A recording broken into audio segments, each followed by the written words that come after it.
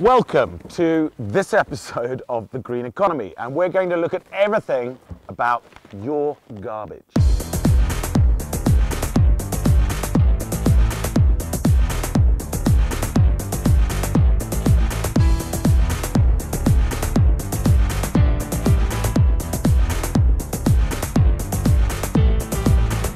Welcome to this episode of The Green Economy. Today we travel to Marion County, Oregon, where they've eliminated their landfills and gone to zero waste through cutting-edge innovation. Can you honestly tell me you know what all these buttons do? Absolutely.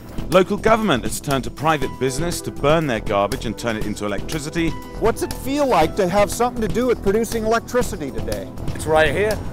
Old paint into new primer. The paint that's collected here that gets mixed once or twice a week and then just put back out here for anyone to take for free. We'll learn all about what it takes for local government and business to go green when it comes to your garbage. All on The Green Economy.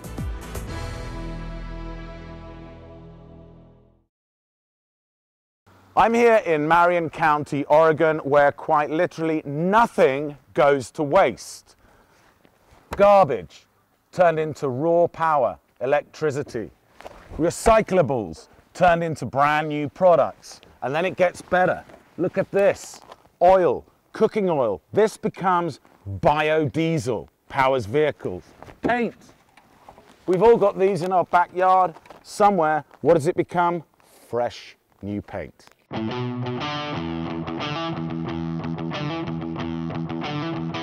I'm Beth Myers-Shanai. I'm a waste reduction coordinator here for Marion County Public Works and the Environmental Services Division. We're in the Willamette Valley in Oregon, which is in between the Cascade Range and the Coast Range.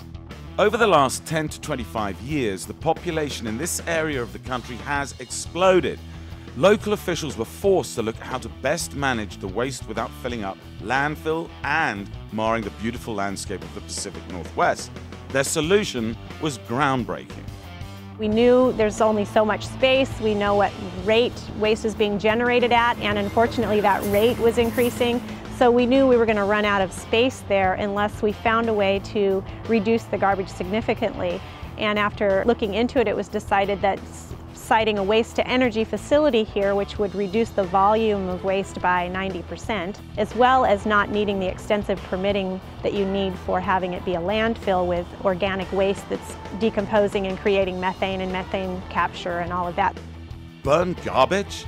This might solve one problem by getting rid of the garbage, but could introduce a whole new set of harmful environmental issues, right? It operates way below all of its permitted levels for any type of emission because it has pretty high-tech scrubbers in the process that capture out a lot of those emissions. It's really reducing that methane production over ages and ages and ages that happen in the landfill, and methane is a much more potent greenhouse gas than CO2 is, which is one thing that the facility would emit. Through their business partner Covanta, Marion County sells the electricity generated at the plant back to the power company. These revenues cover the budget of the Public Works Waste Reduction Department and also funds private businesses and local governments to perform research and development for new methods of waste reduction.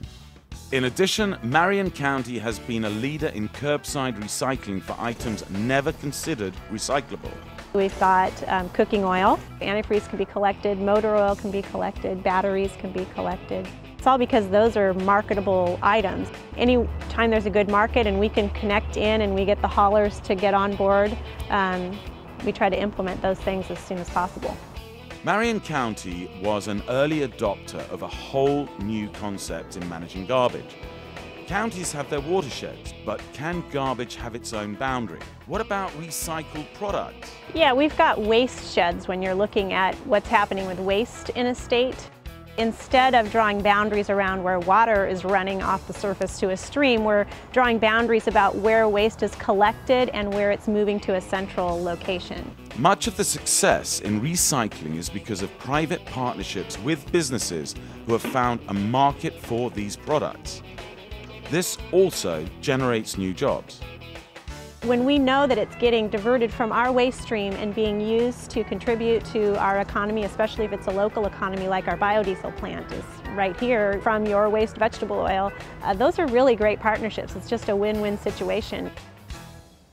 With most waste being burned or recycled, there is one last frontier Marion County needs to address to create zero waste. If we can find an end market for the ash that we're creating from the waste-to-energy facility, then we could just about completely close that loop and not have to operate any kind of a landfill or monofill like we are now, which would be pretty exciting.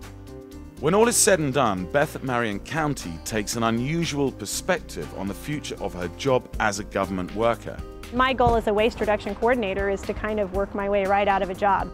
I get paid through those electricity revenues, and if we're not generating electricity anymore because we've diverted everything before we even get to that point, then I go find a job someplace else.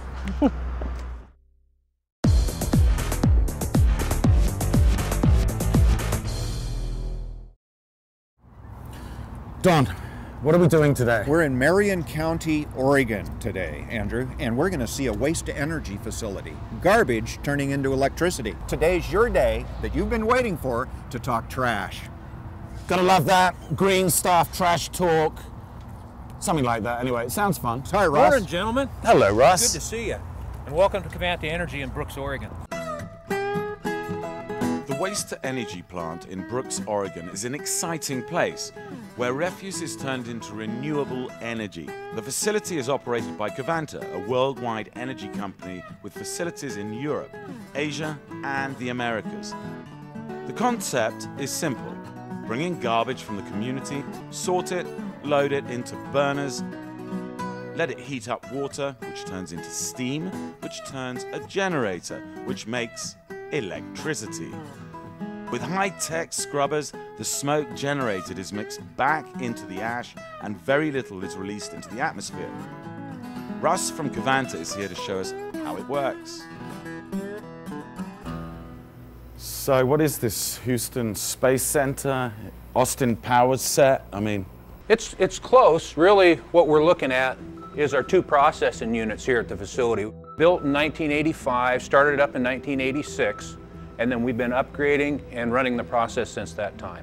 Not old like you. No, but it reminds me of Star Wars in the 1980s. Oh, stop. Oh my God, Stop. look at all the buttons. This is an Austin Powers set, as far as I'm concerned. That's right. All right, so guide me through it, Doctor. Can we Upgraded. play with something? Can we push a button? This is number 1 processing unit, number 2 processing unit, all of our water, and then our power generation is on the end. Each one of these processing units can process up to 275 tons of waste a day. And that produces about how much megawatts? This facility can process enough waste and electricity to power about 7,000 homes continuously. Really, the process has been in Europe for years. So the Europeans were first again. Again, Hey, no trash talk out of you. Carry on.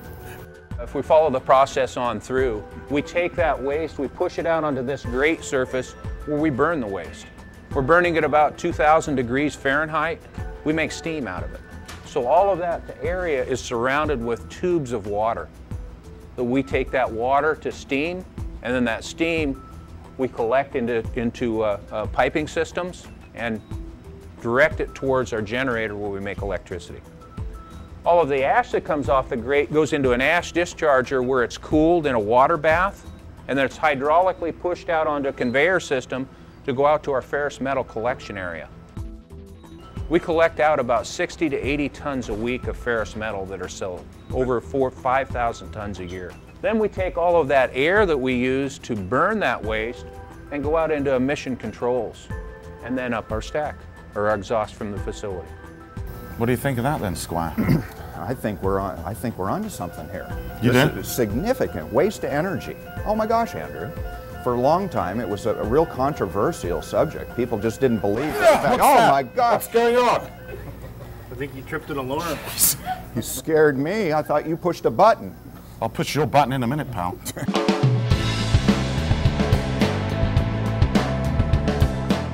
Well, it's not raining men here, it's raining garbage. And this is where it arrives. This guy, Todd. Hi, Todd. How are you? Good. Is the operator here, and apparently I'm going to have a go at this, but this, Todd, is quite an interesting experience. I mean, what exactly are you doing with this stuff? other than lifting it into the air? Mixing the garbage when it's being dumped from the truck, picking it up, spreading it out over my table here, and then Right down here in front of you? Yes, that's my table here. You like your job, don't you? Oh yeah. How much do you like it, Tom? That's pretty good. A lot? Well, You get to sit and play with those controls and Tonka toys, and it's wonderful. What is the weirdest thing you've ever seen dumped down there? Probably a deer or a cow. A deer or a cow? How would a deer or a cow get into this facility in the first place? Probably one of the guys picking up alongside the road somewhere. Oh, I'll just throw this antelope and this cow in with my garbage and we'll go down to the recycling plant. Yes.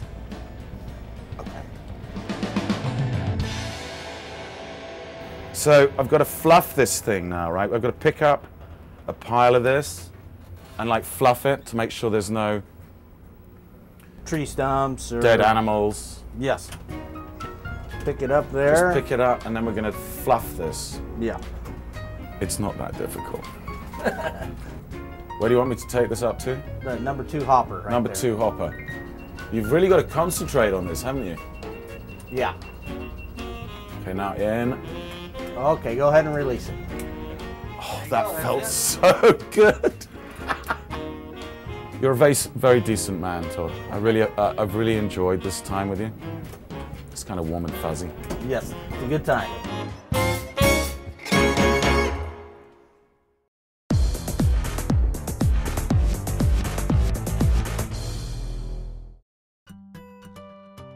Marion County, Oregon is a national leader when it comes to providing opportunities for its residents to recycle their items. And the transfer station provides a place where proactive residents can be a part of the green cycle. We're at the Salem-Kaiser Recycling and Transfer Station.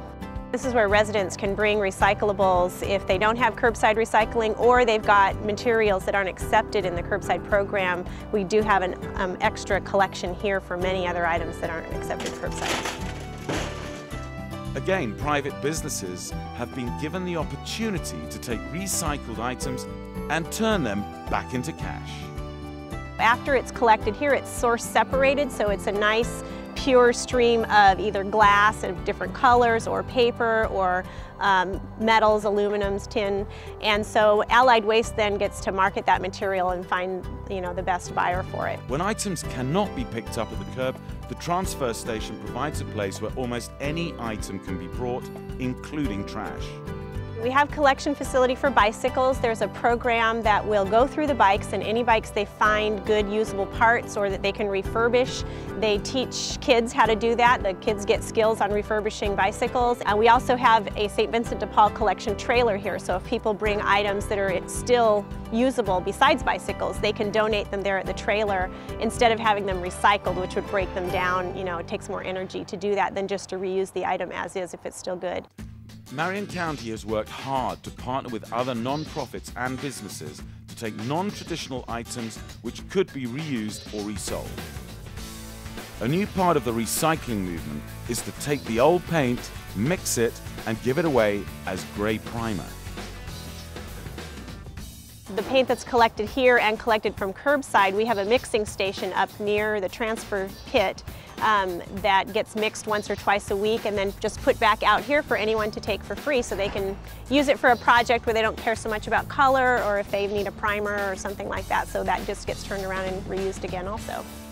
We really try to get people to stop here before they go over those scales and have to pay for their garbage. So they can come in here free, sort out everything that they can find to sort out. They've got electronics and hearing aids and cooking oil and batteries and paper and cans, plastics, and once they've sorted all that out, then they can go across the scales, pay less for their garbage. And we've also separated material out that's going to feed economies for processing and give people jobs and prevent a lot of energy waste in making new materials.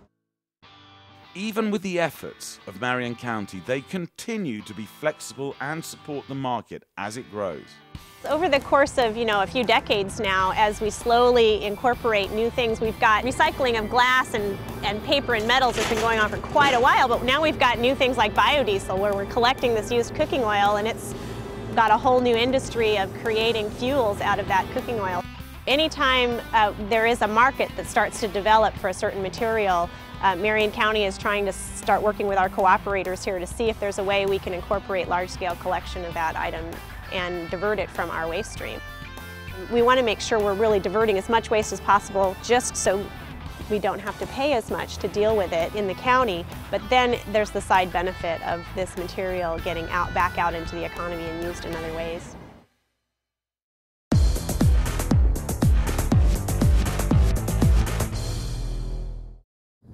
Well, Andrew, we've seen the source of garbage. We've seen it being processed right into an ash pile, and that's what we're on, an ash pile. This is called a monofill, and we're going to learn a little bit more about this from Don, who's right here waiting for us. How you doing? Hi, Don. Yeah, nice to Good see to you. see you, Don. Thank you. Good to see you. So tell us a little bit more about what we're standing on here. What you're standing on is years and years of garbage that's been collected and then burned in Marion County.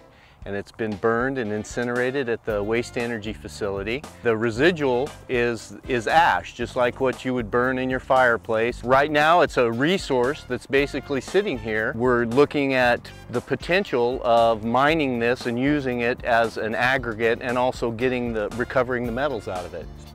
Yeah. So you start, I mean, obviously, you started way down this side.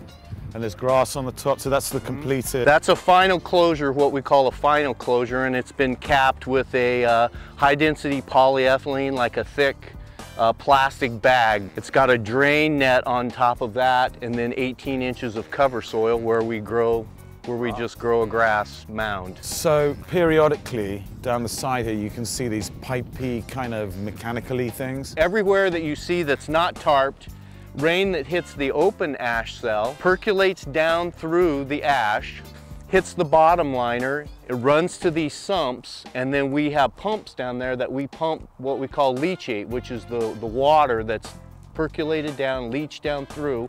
We pump that water over to our storage lagoon. We generate about 3.5 million gallons of leachate a year. We haul that out to another landfill out in eastern Oregon where they need water. So amount of refuse is huge. By the time it's burnt and it's arrived here, what is the reduction in the mass? They process 500 tons of garbage a day, and we get about 150 tons of ash. If this was just raw garbage, this Right. would be about 9 times higher. Oh yeah, and much wider. You'd fill a canyon. This facility's been here since 1986 when they started the waste energy.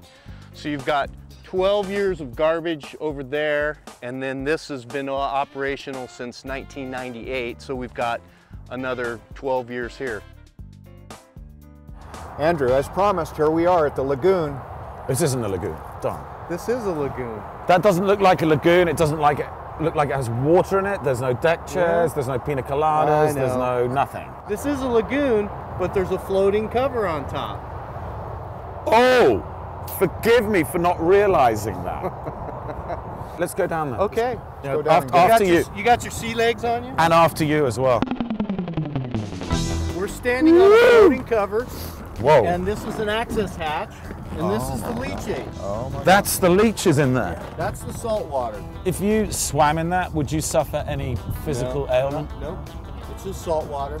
I have to say, you know, it's been wonderful coming to see your lagoon, Well, I appreciate that. but I am bitterly, underlined bitterly, disappointed that it's not fresh water and there are no pina coladas and there's no band playing. Walk on this. What's he doing? Oh my gosh, he's walking on water.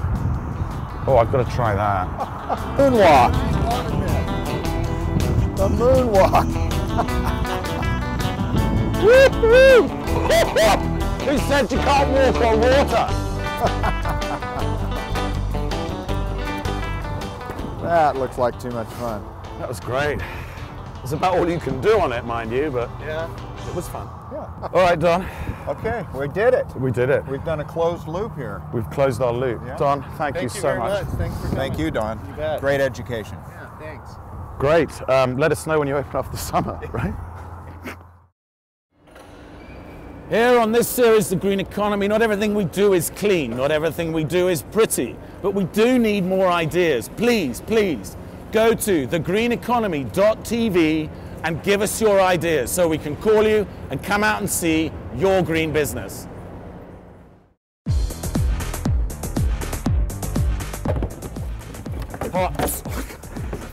Yeah, that'll work. Here is known as batted frishkamala.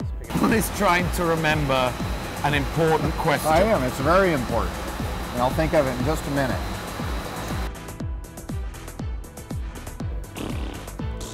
Nya, nya, nya. Ooh, ooh, ooh, ooh.